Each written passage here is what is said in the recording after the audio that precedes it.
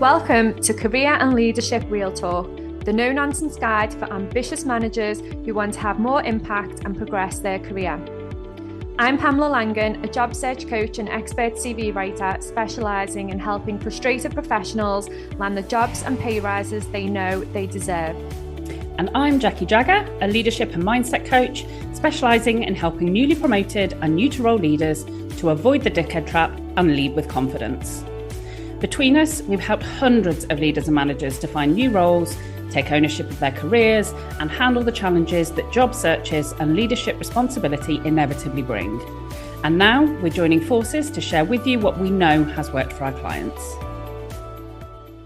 Hello and welcome to this week's episode. Today, we are talking about team members being disrespectful towards you and how you can recognise it and what you can do about it.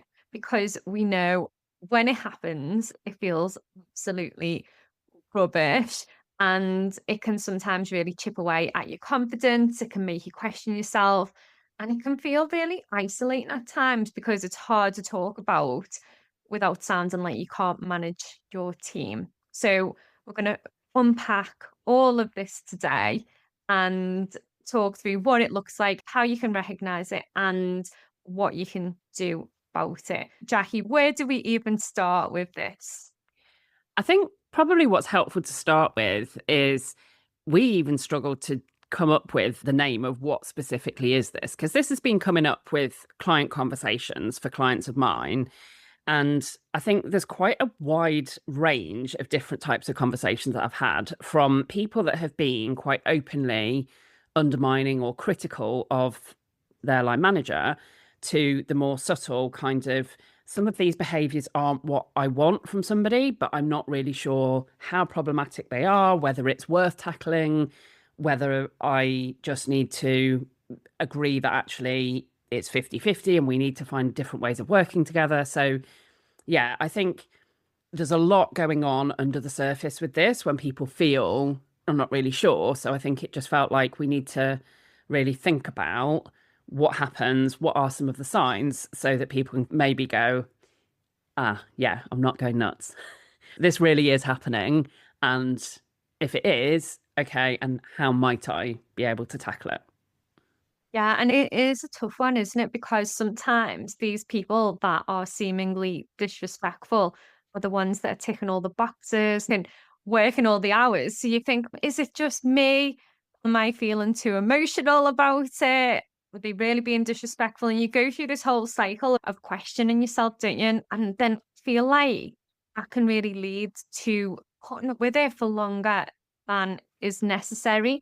Because by the time you analyze it and think about it and try and figure out should to do something about it, like they've done it then multiple times and you've accepted that behavior multiple times. So then you feel like you've dug yourself into a hole and it's how then do you resolve it? But I suppose before you get to the point of resolving it, it's about thinking about what it actually looks and feels like. Exactly that. And I think it's recognizing that with behaviours, so this fundamentally comes to a conduct issue, which is why I think it's really challenging. As you said, you can have somebody that is delivering things on time, hitting KPIs, performance metrics might look great, and this is about kind of behaviour and conduct. And there are some aspects of behaviour or conduct, so like the one that I mentioned, where somebody is openly critical, where it's quite easy to say that behaviour is definitely not right and I should do something about that. But then there are also all of these grey areas where you can question yourself of, was that intended that way? Have I interpreted it that way? How should I consider that? And do I need to do something? Or is that person just having a bad day? Maybe that's a little bit out of character. They only do it periodically. So yeah, I think it's quite good for people to start to think about. So we've both had this situation, haven't we, previously when we've been leading teams. So what behaviours have you seen that have maybe fallen into this category when people have perhaps been disrespectful or undermining in maybe the subtler types of ways?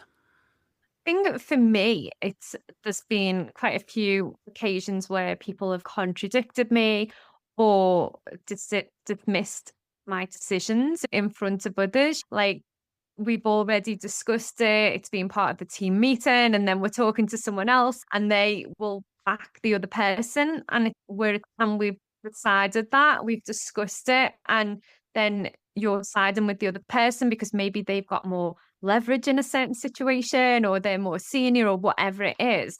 And that has made me in the past feel really upset, really, and I've probably took it personally because it's like, you're part of my team and we've discussed this. And I think at those times, I felt really stuck and sad and emotional because it's like, how could you do this to me when, like, realistically, like now I probably look at it a lot differently. But earlier on in my career, when I was really focused on creating a good impression and having a great team, when people do that to you, it really does knock your confidence and it makes you think, am I doing it right?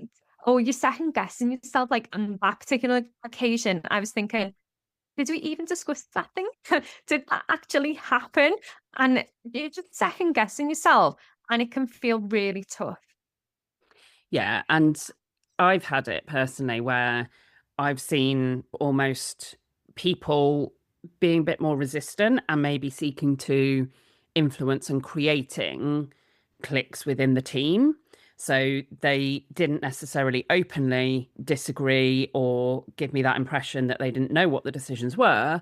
But then outside of that, it's almost like saying yes to my face. But then outside of that, maybe seeking to influence other people, or there's always a reason why, actually, even though they'd said yes to whatever, they then didn't actually deliver that on time, or they didn't deliver that in the way that had been agreed. And then there's always then the reasons or the excuses as to why that's the case. And yeah, I think lots of these things, and these absolutely map. So an example I've had with a client was somebody where it's okay, this is how you used to work with a previous line manager, this is what I'm asking. And then it was almost all of that pushback as to, okay, but I can't do that because I can't do that because. And it's my client was then asking themselves that question of, am I being unreasonable? Because if that was the case and I'm asking something different, maybe I need to be more flexible. Maybe I need to be more accommodating. So, yeah, I think if you're seeing or hearing several of these signs where somebody is not fully committing, not falling in line with things that are reasonable expectations of behavior, of approach to work, of how they interact with other people within the organization, all of those things, even though they're subtle, they do matter. And it is important that you, I think, recognize that and ask yourself that question, because the question that I will ask clients is, okay, how many people do you know who wish they'd waited longer to take action versus how many do you know who wish they'd taken action sooner? And if you ask yourself that question, how many times in my own career do I wish I'd waited longer versus how many do I wish I'd taken action sooner on this type of situation where it's behavioral? People always tell me, like, yeah, I do need to do something, don't I? So I think it's quite confronting to ask yourself that, but it's helpful.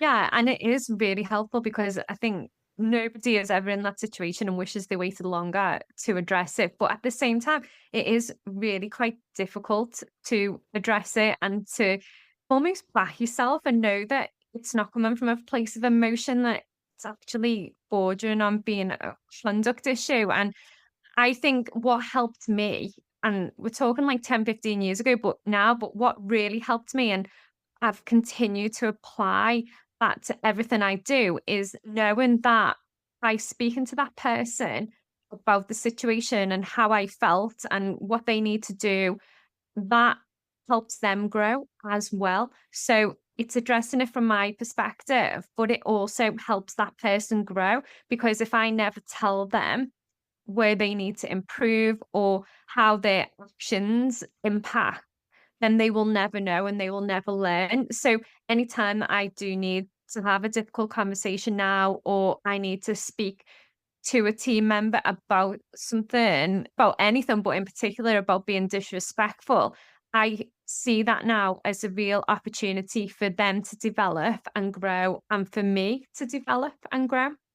And I think what's really helpful in all of that is when you are consistent with how you take these approaches and you genuinely want your team to perform and to do well, it doesn't have to feel heavy handed.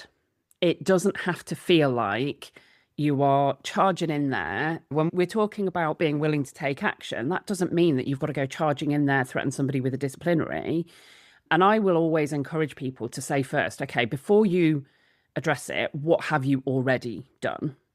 And so, to your point, have you already given that individual any feedback?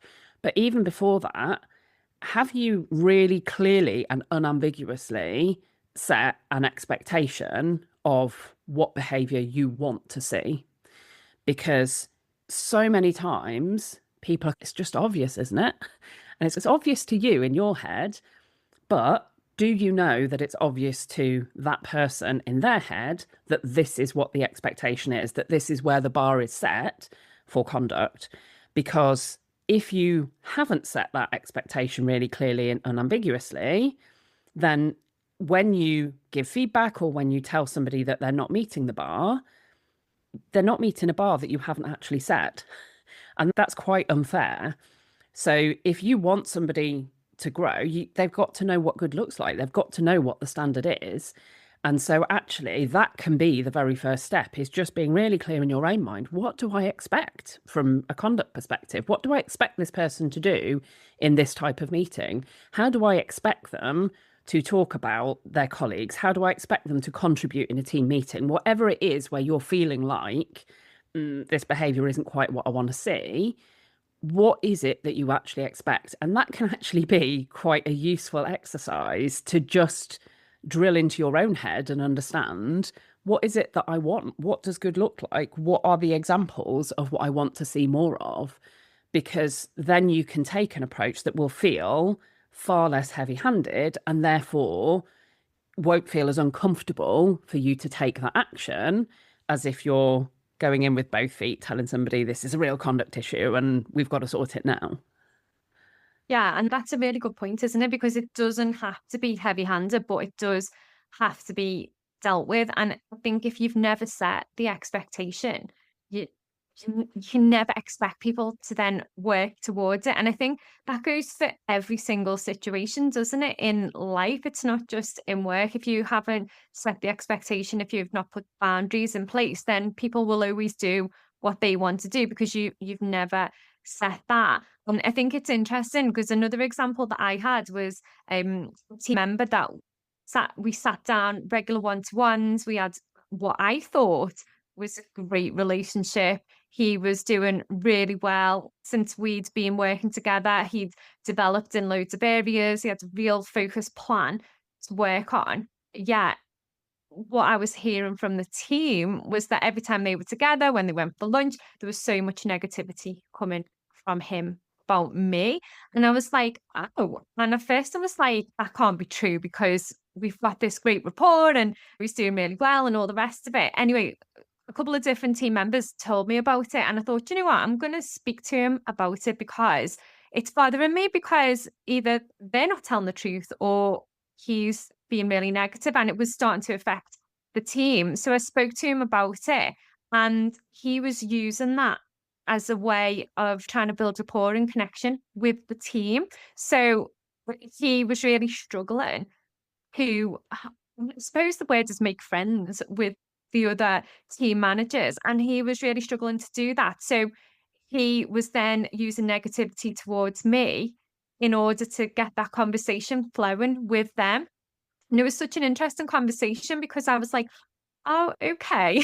I was like, there's better ways to do this. And it did take a few conversations to get to the bottom of it. But that was really good because it actually strengthened the communication in the team. It strengthened our relationship and we were able to sort it out. Now, I had to really take the emotion out of that because some of the negative things that have been said at the time for me were like quite upsetting. And I was like, how could he say that?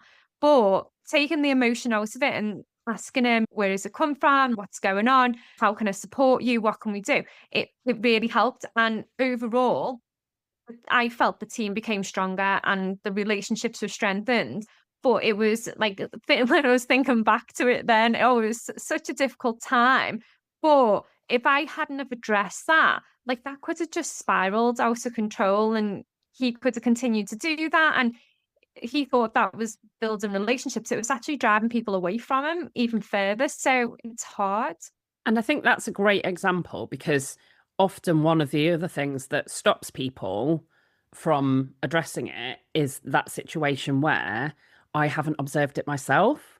This is something that I'm hearing, that I've got an idea that something's going on, but I haven't directly observed it.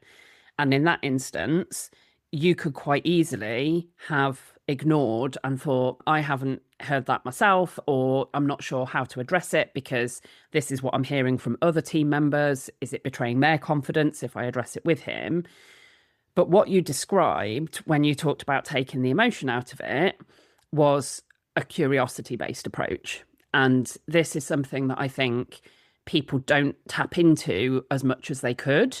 And it can be incredibly valuable. So, what you did was wondered, why is he doing this? What's going on?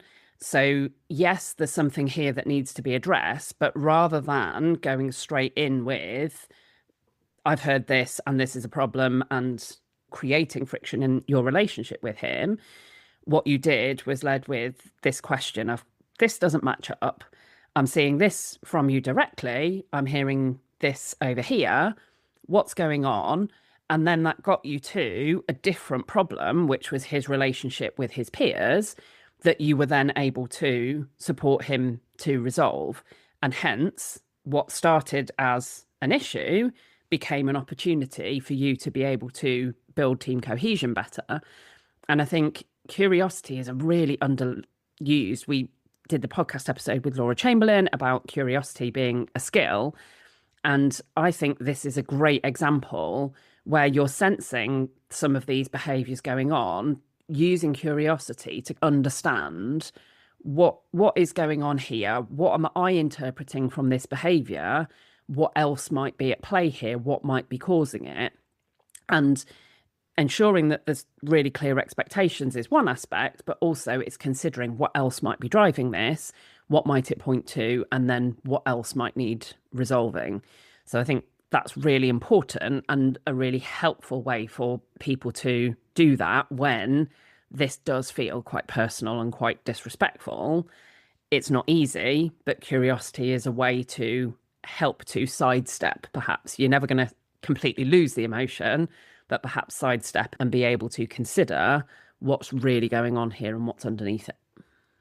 Yeah, and I think people tend to act out and do different things for reasons. There's always an underlying reason, isn't there? Like, I don't think anybody is intentionally mean or nasty. I think people are just operating from their own perspectives and they're just trying to do the best or they're trying to do something that's going to help them move forward. But sometimes they just don't know what that looks like. So they do what? They just use the resources they've got, don't they? And I think it's interesting where you say that's a real curiosity led approach because like we talked about with Laura, like we're always taught that curiosity killed the cat. So I suppose we're always like reluctant, aren't we, to be curious and to find out more about it. And sometimes that probing can feel a little bit like it can feel a little bit harsh, or especially if it's something personal about you. But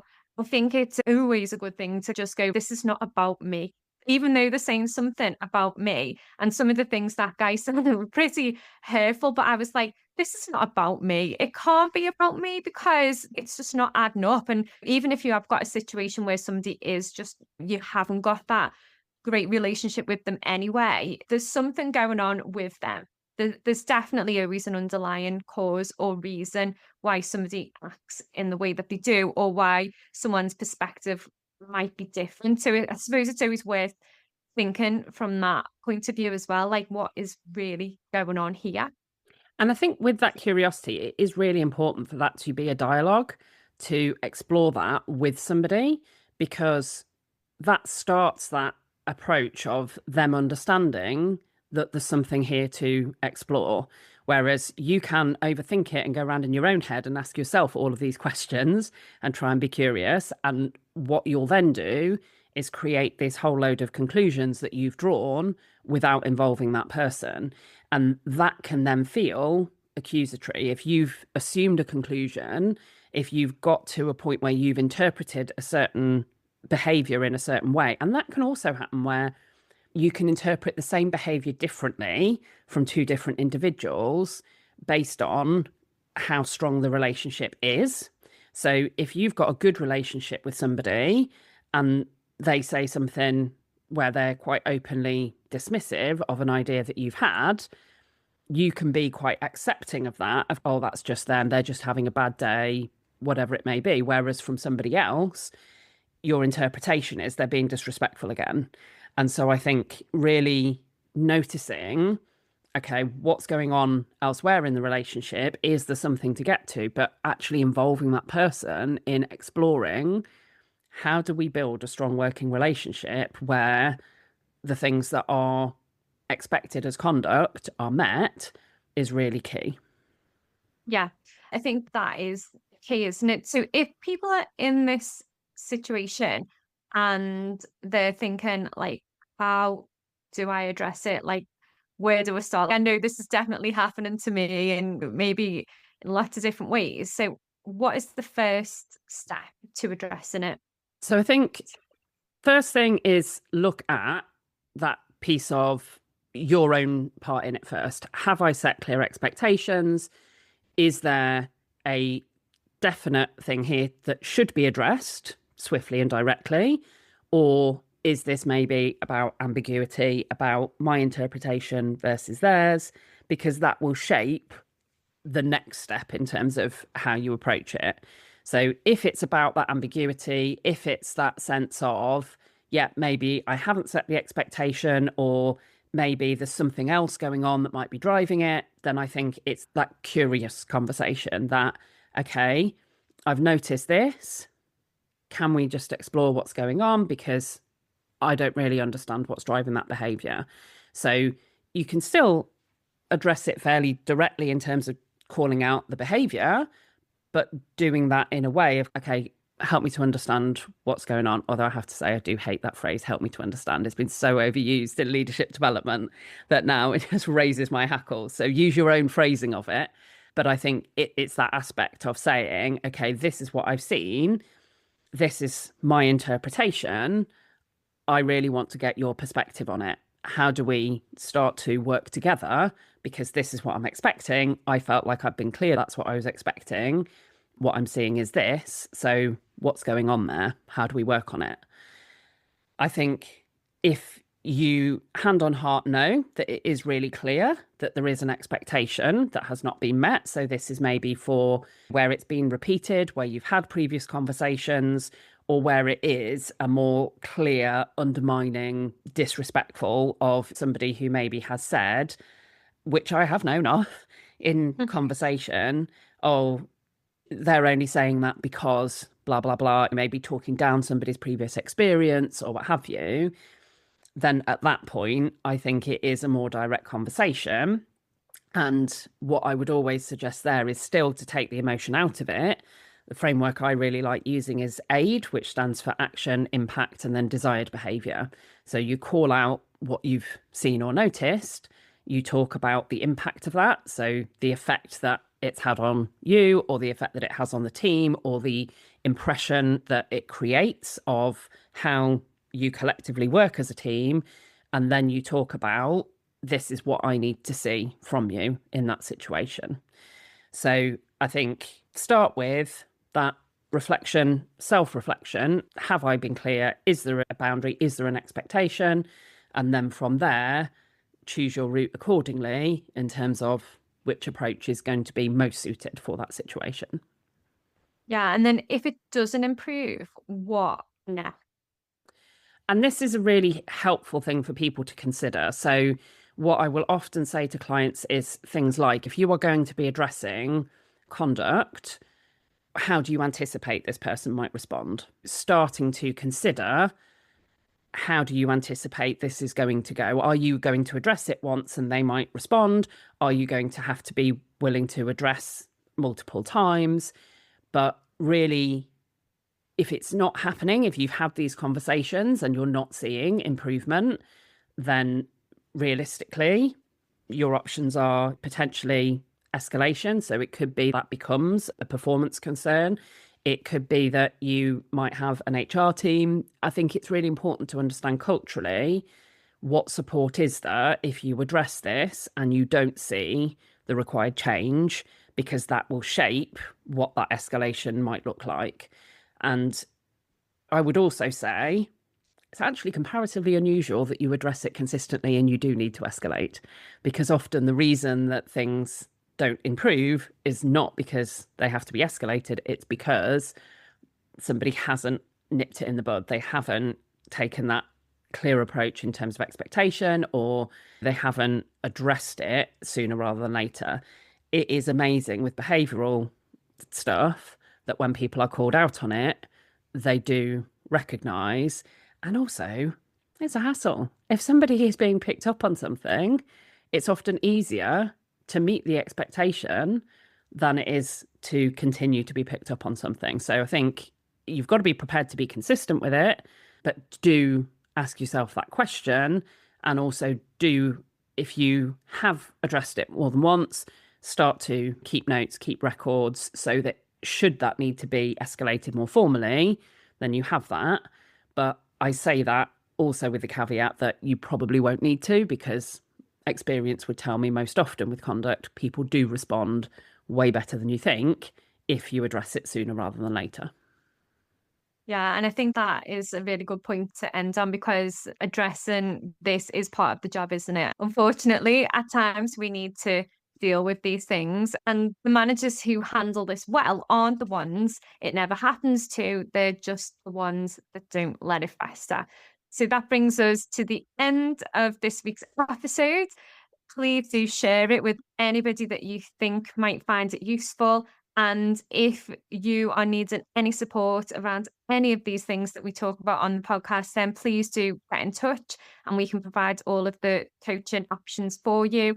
This is an area that Jackie is particularly well versed in. So if this is something that you are struggling with at the moment with your team members, then please do get in touch. And don't forget to rate and review, and we'll be back next time with another episode.